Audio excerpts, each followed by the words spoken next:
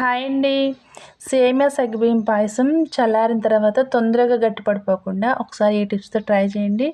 Taste బాగుంటుంది, అస్సలు గట్టిపడదనమాట.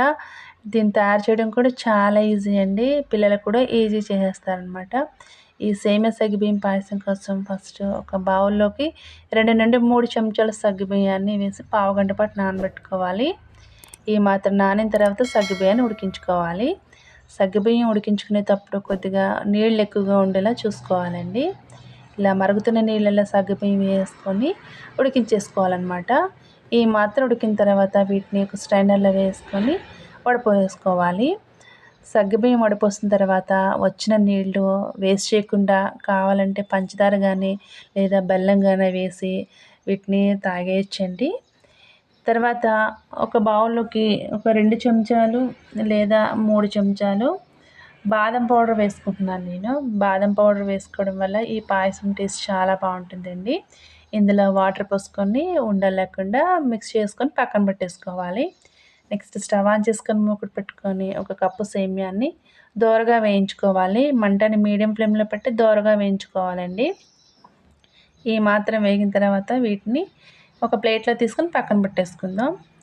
Next పాలు మరిగించుకోవాలన్నమాట. పాలు ఒక పొంగు వచ్చిన తర్వాత మనం ఫ్రై చేసి పెట్టుకున్న సేమియా ఉంది కదా, అవి వేసుకోవాలి.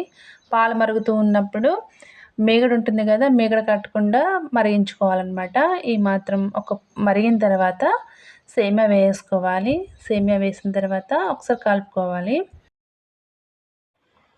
ఇప్పుడు ఈ సేమియాని ఒక 50% పాటు ఉడికించుకోవాలండి. ఇలా 50% ఉడికిన తర్వాత ఇప్పుడు మనం కలిపెట్టుకున్న బాదం పౌడర్ ఉంది కదా, అది వేసుకోవాలి. ఒకసారి కలుపుకొని ఈ ఉడుకుతున్న సేమియాలో వేసుకోవాలన్నమాట. బాదం పౌడర్ వేసుకోవడం వల్ల టేస్ట్ చాలా బాగుంటుందండి. నార్మల్గా చేసే సేమియా కంటే కూడా ఇలా బాదం పౌడర్ వేసి చేసుకుంటే టేస్ట్ బాగుంటుందన్నమాట. ఒకవేళ బాదం పౌడర్ లేకపోతే బాదం పప్పు నానబెట్టుకొని మిక్సీ పట్టుకొని పేస్ట్ వేసుకున్నా బాగుంటుందండి. ఈ టైంలో కొంచెం ఇలాచీ పౌడర్ కూడా వేసుకోవాలి. ఇప్పుడు దీన్ని అంతా కూడా ఒకసారి కలిపేసుకోవాలి. ఇప్పుడు ఒక 70% ఉడుకుతుందన్నమాట సేమియా. ఇలా 70% ఉడికిన తర్వాత మనం ముందుగా ఉడకబెట్టుకున్న సగ్గుబియ్యం ఉన్నాయి కదా, అవి కూడా వేసుకోవాలి. సగ్గుబియ్యం ఉడకబెట్టి వాటర్ స్ట్రెయిన్ చేసుకొని వేసుకోవడం వల్ల సేమియా పాయసం గట్టి పడకుండా ఉంటుందన్నమాట. సో సగ్గుబియ్యం వేసిన తర్వాత అంతా కూడా ఈవెన్గా కలిపేసుకోవాలి.